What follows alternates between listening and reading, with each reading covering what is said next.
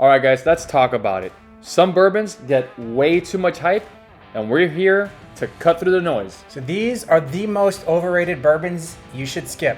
So grab a drink and let's get into it.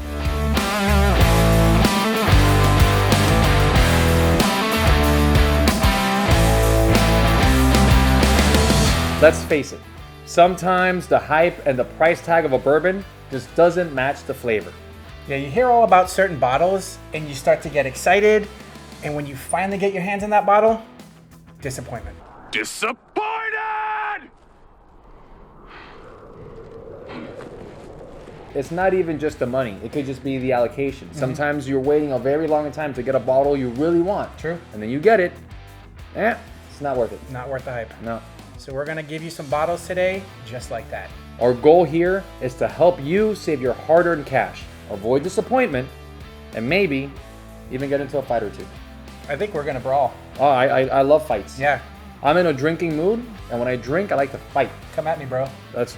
Don't make me flip this table. All right, guys, we're gonna kick it off with the Willet Purple Top. And to be clear, we're talking about the 8-year weeded bourbon. Right? Like, I mean, the bottle's gorgeous. The price, though, is astronomical. And the secondary market is ridiculous. But the taste, sort of like a game of bingo. It is. You put it perfectly, saying that it's a game of bingo, because some batches are stellar, others not so much, and for $250 or more, you're basically paying for a lottery ticket, and you don't want a lottery ticket. Although it isn't a fancy bottle. It's a nice bottle. It is. It's a beautiful bottle, but that's really all you're getting out of this is a fancy bottle and maybe a good bourbon. Right, maybe. Next in line, we have Weller Special Reserve. Yep. The so-called poor man's Papy. Right. First of all, if this is poor, I'm sorry, but I don't want to see rich. No, me neither. Yeah, I mean, it's fine. It's good. I like it. Yep. But people treat this thing like it's liquid gold. And honestly, for the price, it is great if you're paying MSRP for it. Right. If you're waiting in line to get this thing, if you're paying secondary prices, which is how you're getting this bottle most of the time, it is absolutely not worth it. Yeah. There are better, more accessible bourbons out there, including Larceny and Maker's Mark, which I recommend over the Weller Special Reserve. Yeah, likewise. Look, I do enjoy other bottles in the Weller lineup. Like the CYPB and the Full Proof are very good. Delicious. But the Special Reserve really isn't anything special in my opinion. At 90 proof, it's an easy sipper, but let's be real. It's not worth the wild goose chase or the ridiculous markup on secondary prices. So we'd recommend skipping Weller Special Reserve unless you happen to find an MSRP, then go for it. Next up, maybe controversial, but maybe not. Oh, it's very controversial. Is it? I think it's very controversial. I guess we'll find out. Let's do it. Like I said, we're here to fight. I'm just gonna be talking here. I'm gonna see a fist just come flying across here. So next, we got Papy Van Winkle 15. See, I told you, controversial. Yeah? Oh, Papy. Oh, Papy. Oh, Papy. Don't get me wrong, it's good, but is it $2,000 secondary market good? No. Yeah. I don't think many whiskeys are worth $2,000 Absolutely secondary not. market. Absolutely not. But especially this one, which we were lucky enough to have a pour of in Kentucky recently. And it was good, but we had also much better pours as well. Right. And for much less money. Yes. Because here's the reality. What you're paying for is the name, Yeah, absolutely. right? The hype, and maybe a few bragging rights to say, hey, I tried a little Papy. Yep. That's it. I tried a little Papy. Did we just brag? I think we did. I think we just bragged. Hey, we did. But Sorry, you know guys. what? We did it. But we're gonna fight, Yes. so I don't care if we brag or not. Yeah, right. Exactly. That's what's leading to the fight is the bragging.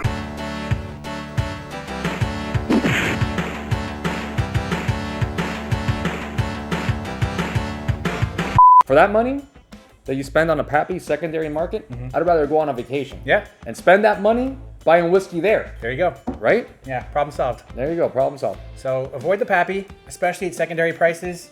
Go on a vacation. Get some other great bottles of bourbon. Yeah. And if you don't want to take a vacation or don't have time for a vacation but want to spend the money on a vacation, you could buy a vacation for us, Hey, I like that. right? Yeah.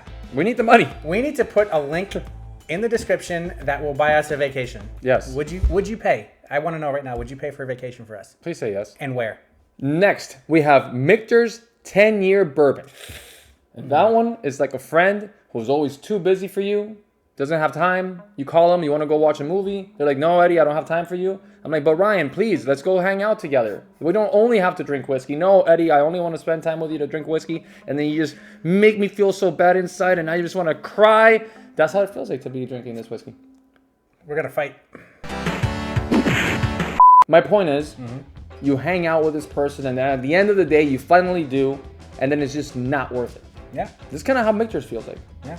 Yeah, it's just not worth it. I don't like that you looked right at me when you said that.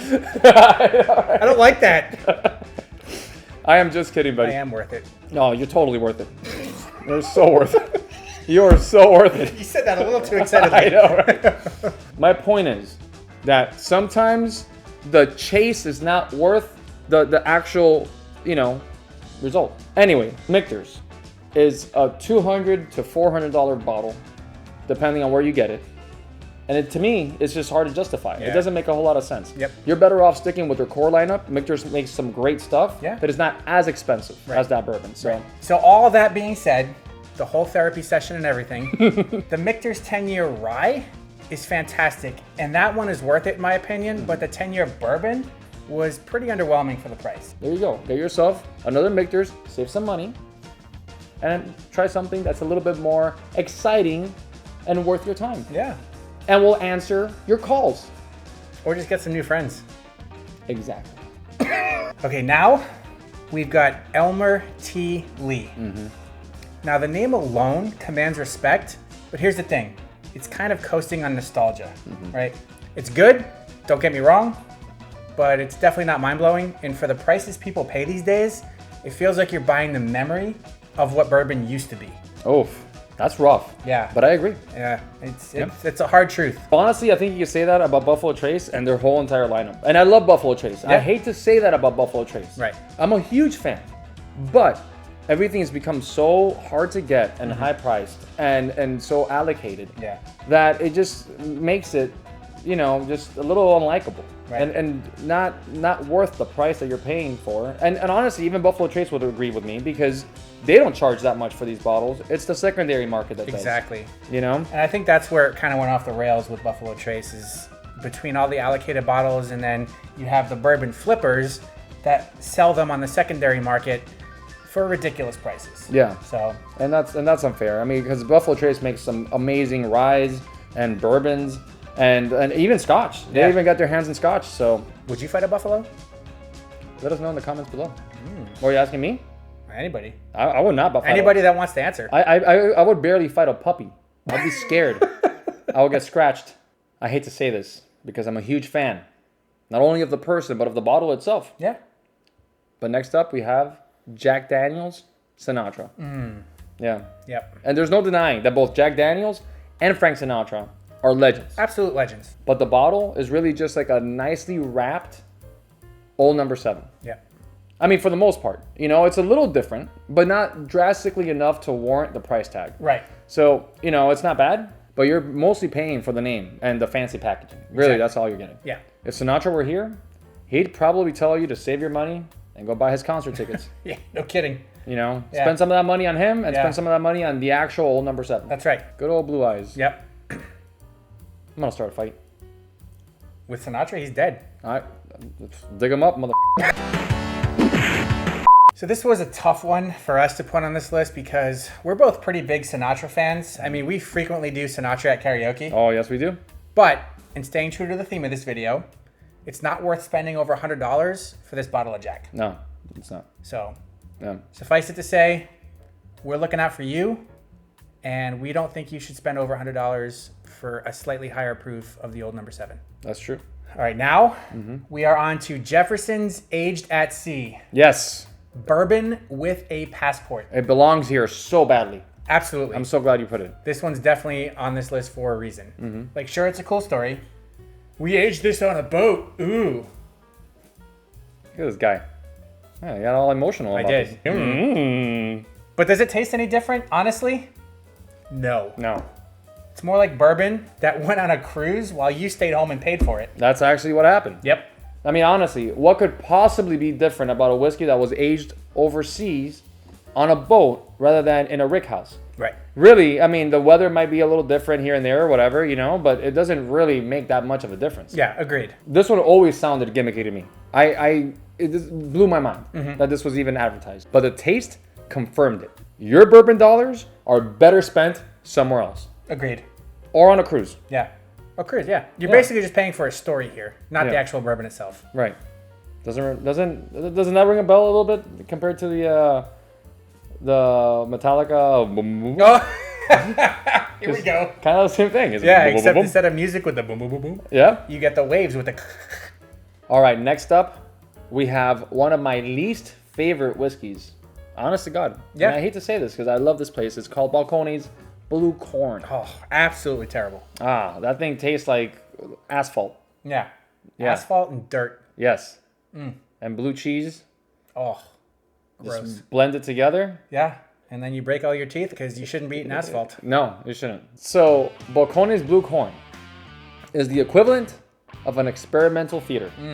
And as somebody who used to be in theater, I can tell you that I've seen some weird shit. I bet. That's a pretty apt description. Yes, and this is very weird as well. Yeah. So. Not for everybody. No. Some people love it. I don't know who, but it's not me. Yeah. No. Other people feel like I did, which is like, what did I just put in my body? What did I just drink? What is in my soul right now? It skips your liver and goes straight to your soul. Absolutely, and it's disgusting. Yes. Which is a shame because Balcones does good stuff, but the blue corn, No. no. It's rough. Skip it. It's way too bold for my taste. It's earthy, but at the end of the day, it's also not for everybody. Right. So at least try it. At least try it first without buying the bottle. See if you could go somewhere and get a little taste of it. Maybe, you know, I don't know if you can, but if you can, try it. See if it's for you. It wasn't for me. Yep. Balcones does put out some good stuff, like we mentioned before, but honestly, the blue corn offering, it's pretty much burns all the senses. Oh, yeah. So I would say if you buy the bottle, you could use it as TNT. you could. If you want to blow something up. Yeah. I'm not recommending it. I don't want to tell anybody to go blow things up. But if you were to blow something up, you could use Balcones Blue Corn to do it. I like it. Or keep it in your car in case you run out of gas. All right, moving on. We've got Cream of Kentucky. Yes, we do. Sounds nostalgic, maybe even a little gross. This bourbon tends to lean heavy on history, but it's all modern day hype. There are so many other options at this price point that deliver way more flavor and less buyer's remorse. That's a very good point. Yeah, that Cream of Kentucky. Ugh. And what do we have as an alternate for this one? Well, I'm glad you asked, Ryan. Thank you. As an alternate, we recommend 70th anniversary bourbon from Wild Turkey. Such a good one. Oh, that's delicious. That one to me is worth it. It costs less, it tastes better, Yep. and it hits all the nostalgia notes because you're recognizing Jimmy Russell, none other than the oldest master distiller in the entire world, In the for world. working at Wild Turkey for 70 years. That's amazing. That Isn't it? one guy has been the master distiller at one distillery for 70 years. Absolutely. Yeah. I agree. That's So great. that's worth it. Yeah. Cream of Kentucky, Not not so so much. much. Hey. Hey! We're still going to fight. And finally, Number 10 on the list. yes, Bib and Tucker, which is the bourbon that's all dressed up, but nowhere to go. The bottle design on this bad boy is Oh. like I did that. No, I don't. Now I want to fight even more. But it's not about just the bottle and the design and the. It's also about the liquid inside. No? Okay. Yes? Yeah. You tell me. What do you think is more important? Or the liquid inside? I have a guess. So the liquid, the juice, as they call it. As the experts call it, Yes. the juice you squeeze out of a bourbon vegetable. How many vegetables do you juice? I guess you juice a lot. I juice a lot. Yeah, there you go. Yeah. Yeah, throw some broccoli in there, some cucumbers, and hey, Yeah, a hey. little lemon juice. You got Bib and Tucker. You got close enough. Close enough. Because the liquid is just okay. So no doubt that you've seen all the commercials now for Bib and Tucker that kind of make it out to be like the Duluth trading company of bourbons. Yeah. But it's not all that it's cracked up to be, and definitely recommend skipping this one. Yeah. All right, guys, there you have it. 10 bourbons that just don't live up to the hype. If you love any of these, no hard feelings. But if you're on the hunt, maybe think twice before chasing these down. Please like and subscribe and share with your friends. Let them know that we're here because we would love to see them and drink some whiskey with them. Yeah. And we'd love to also hear from you as far as what are the most overhyped bourbons in your opinion. Yeah, let us know in the comments below. All right, guys. Until next time. Cheers. Cheers.